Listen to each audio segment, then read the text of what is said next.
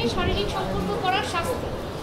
এই সেকশনের মূল কথা হচ্ছে, যদি কোনো পুরুষ কোনো নারীকে বিয়ের প্রলোভন দেখিয়ে শারীরিক সম্পর্ক করে, তাহলে সেই পুরুষের 7 বছর সশ্রম কারাদণ্ডে দণ্ডিত হবেন এবং অর্থদণ্ডেও দণ্ডিত হবেন এবং উভয়দণ্ডেও দণ্ডিত হবেন।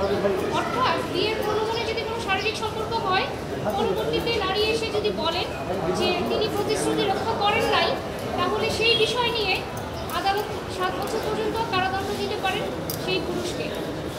এই বিষয়টি নিয়ে এইজ ফর ম্যান ফাউন্ডেশন এবং সুপ্রিম কোর্টের আইনজীবী মোহাম্মদ রাশিদুল হাসান এই আইনটিকে চ্যালেঞ্জ করে রিট পিটিশন ফাইল করেন বিগত এপ্রিল মাসে। রিট পিটিশনটি ফাইল করার পরে এতদিন শুনানি হয়েছে। আজ শুনানি শেষে মাননীয় বিচারপতি হাবিবুল গনি ও মাননীয় বিচারপতি সৈয়দ মোহাম্মদ তাজুল ইসলামের দ্বৈত বেঞ্চ রুল ইস্যু করেছেন। রুলের মূল কথাটা হচ্ছে যে এই যে নারী ও শিশু নির্যাতন দমন অধ্যাদেশ 2025-এর মাধ্যমে যে ইনসার্টেড যে সেকশন 9 খ, অর্থাৎ বিয়ের প্রলোভনে শারীরিক সম্পর্ক, এখানে যে পুরুষের যে শাস্তি বিধান রয়েছে 7 বছরের, এটি কেন অসাংবিধানিক নয় এবং কেন এই যে স্টার ডাউন করা হবে না। এই শাস্তি শুধুমাত্র পুরুষের ক্ষেত্রে প্রযোজ্য।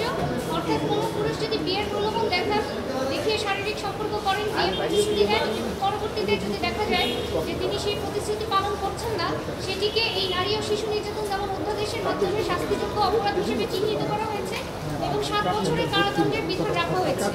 এবং এখানে একটা বিষয়, সেটা হচ্ছে যে এটা হচ্ছে একটা ডিসক্রিমিনেটরি সেকশন। অর্থাৎ প্রতিশ্রুতি কিন্তু যে কেউই না রাখতে পারে, নারীও না রাখতে পারে, পুরুষও না রাখতে পারে, কিন্তু শুধুমাত্র পুরুষের শাস্তির বিধান করা হয়েছে। এবং এখানে কিন্তু বিবাহিত অবিবাহিত কারো বিষয়ে আলাদা করে কিছু বলা হয় না। এখন দেখা যেতে পারে যে একজন বিবাহিত নারী যিনি 2-3 সন্তানের মা, তিনিও দেখা যেতে পারে প্রতারণা করে আরেকজনের সাথে চলে গেছে, তারপরে বলবে আমাকে বিয়ের প্রলোভনে শারীরিক সম্পর্ক কেন করছে। এই বিষয়গুলি আমরা আদালতে তুলে ধরেছি যে শুধুমাত্র একজনকে দায়ী করে এরকম একটা বেই এবং এই ধরনের ডিসক্রিমিনেটরি একটা সেকশন, যেটাকে একটা লিগাল উইপেন হিসেবে ব্যবহার করা হবে, এই সেকশনটা আনকনস্টিটিউশনাল। আমরা আদালতের সামনে সেই বিষয়গুলোকে ডিসক্রাইব করে তুলে ধরেছি যে এইভাবে বলে শুধুমাত্র একটা শ্রেণীর হাতে আরেকটা শ্রেণীকে শোষণ করার হাতিয়ার তুলে দেওয়া হবে। তখন যখন যাই হবে 5 বছর পরে এসেও বলবে তার সাথে আমার সম্পর্ক ছিল, সে বিয়ে করে নাই, অতএব এখন তার বিরুদ্ধে মামলা করে। যেহেতু নারীর কোনো শাস্তির ব্যবস্থা নাই, তাই শুধুমাত্র পুরুষকে শাস্তির বিধান রেখে আইনটি আমরা বাতিল চেয়েছি। কোনো ইন্টারিম অর্ডার নেই।